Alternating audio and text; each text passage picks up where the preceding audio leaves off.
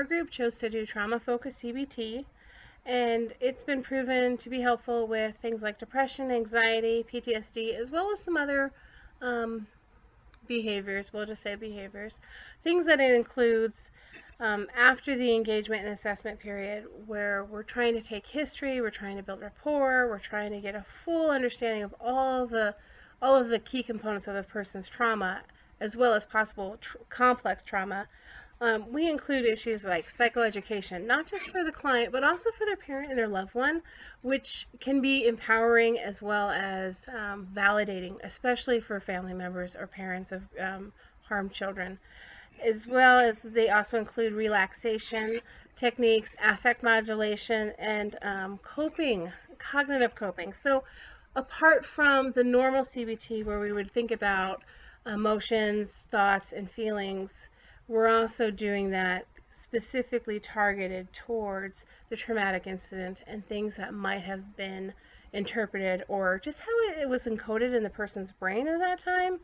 As well, and from that, once the client has been fully grounded and really empowered with their own ability to cope and to regulate their emotions and to recognize when they're triggered, then we start the process of what is specifically known as a trauma narrative. That can be done in a number of ways. Some people can paint, some people can do collages, some people can draw, some people can do cartoon sketches. The therapist's responsibility is to also work heavily with the parent or the caregiver to help them cope through hearing that narrative.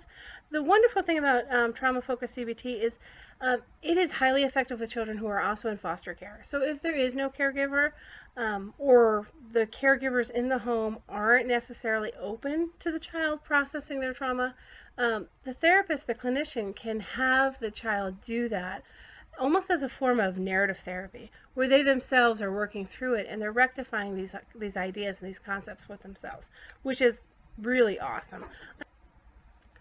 One other aspect of trauma-focused CBT is that depending on the client's need, a clinician might possibly take a client out to where they would be exposed to a trigger, let's say that's somewhat harmless. Let's say they went to a Safeway before they got in a car accident and their cousin got paralyzed. And whenever they see a Safeway, they are overcome with fear and panic.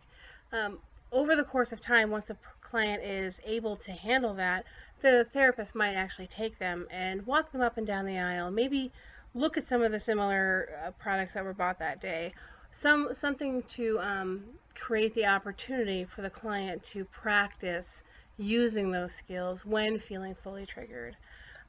That's been again, it's pretty effective way of empowering the client. And one of the things about trauma is that oftentimes there's issues of anxiety, obviously, and avoidance. And avoidant behavior usually leads to maladaptive coping.